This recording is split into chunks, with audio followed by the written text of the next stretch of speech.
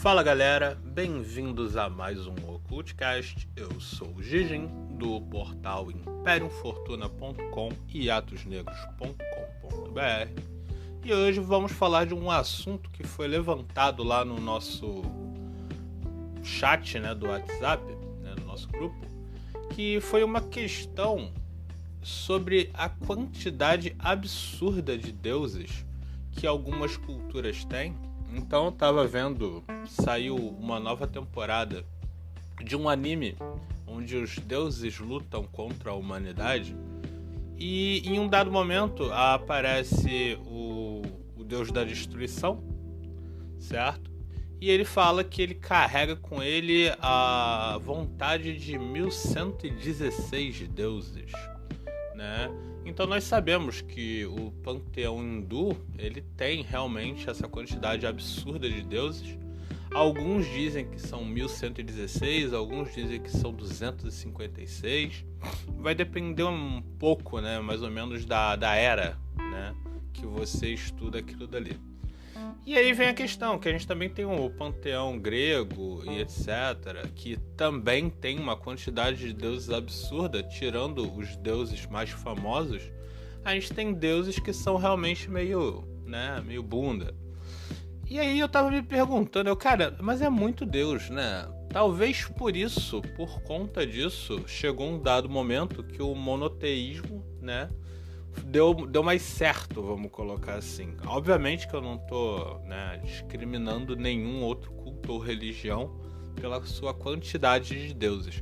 Mas se você chegar para pensar bem numa questão prática, é meio doideira, Mas aí que a gente entra numa questão. Tirando, vamos colocar assim, o monoteísmo, que não é lá tão monoteísta assim, a gente vai chegar nesse ponto. Praticamente toda cultura tinha essa quantidade absurda de seres, nem sempre são deuses, certo? Mas de seres que remetem, a algum tipo de comportamento humano ou comportamento natural, certo?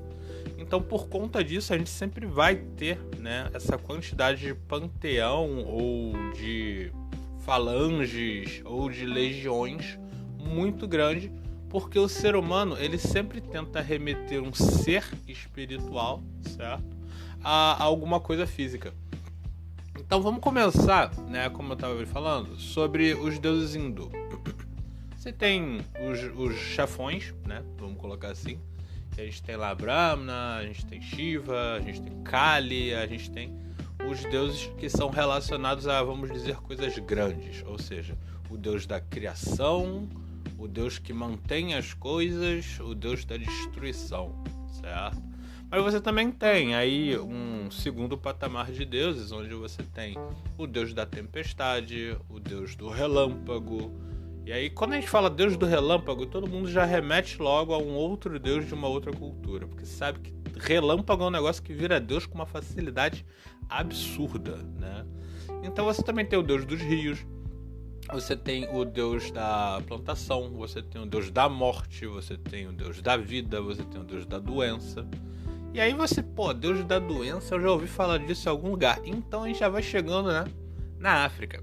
E na África a gente tem também um panteão não tão grande, no geral, vamos colocar assim, porque eles, por dividir em castas, porque a gente tem lá, tipo, orixá e por aí vai, a gente tem um grupo menor, que são acho que são 12 orixás, com certeza eu devo estar errado, mas toda a galera aí já basta dar uma pesquisadinha que vai encontrar, e vão ver que cada orixá remete a alguma coisa.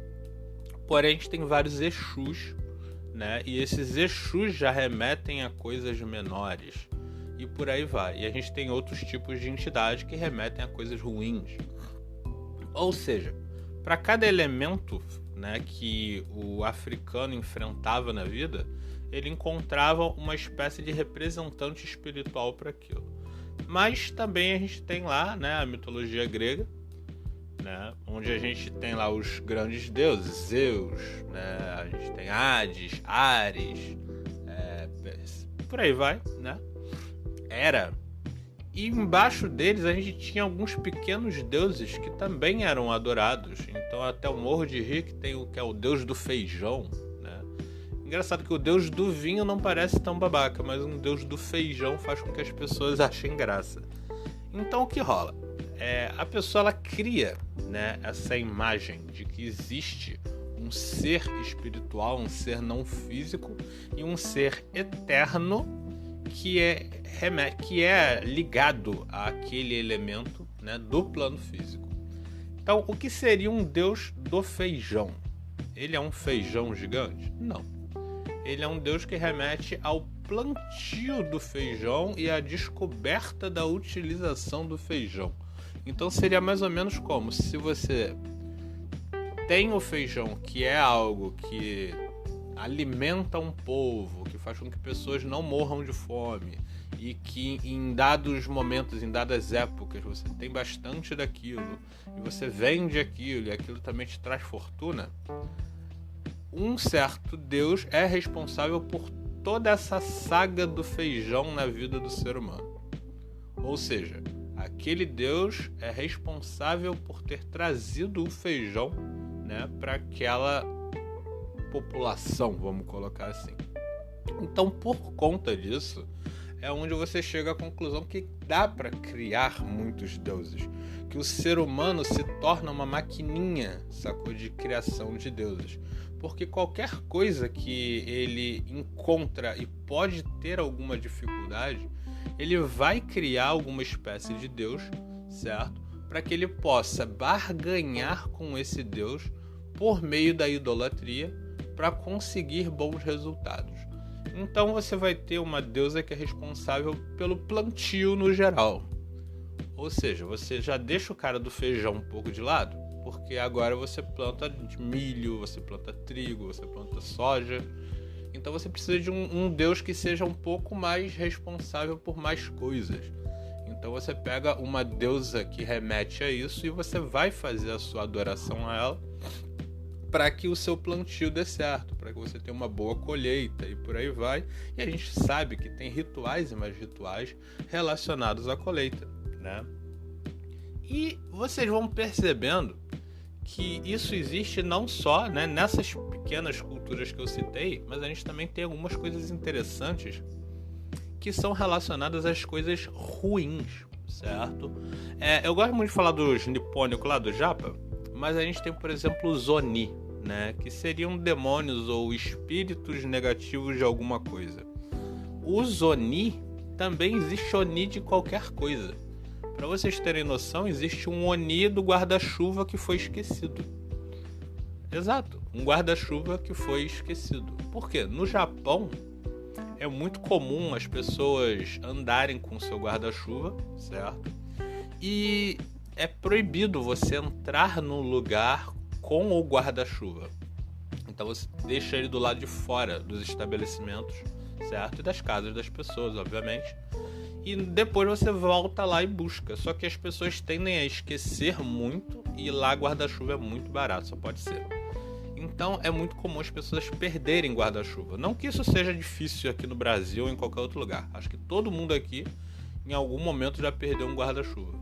Então por conta disso nasceu-se um Oni baseado nas frustrações das pessoas que perderam seus guarda-chuvas.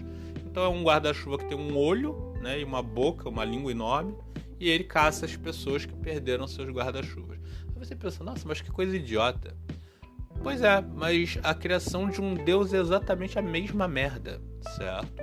É um ato ou uma situação, certo, do plano físico, do dia a dia das pessoas, que elas transformam em algo espiritual, elas dão vida para aquilo. Então no Japão você tem muito isso, da questão do medo do escuro, você tem o Oni de um lugar onde uma pessoa morreu de forma violenta, você tem o Oni das mães que esperaram os filhos voltar da guerra e não voltaram, você tem o Oni das mães que não conseguem engravidar, certo? Você tem o Oni dos animais, certo? Que morrem porque os seus donos deixaram eles morrer.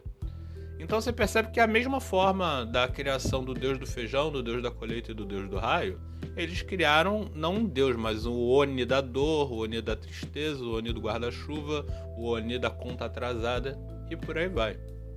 E por conta disso, a gente tem uma versão que é nem má nem boa disso, que são os djinns ou os gênios, certo?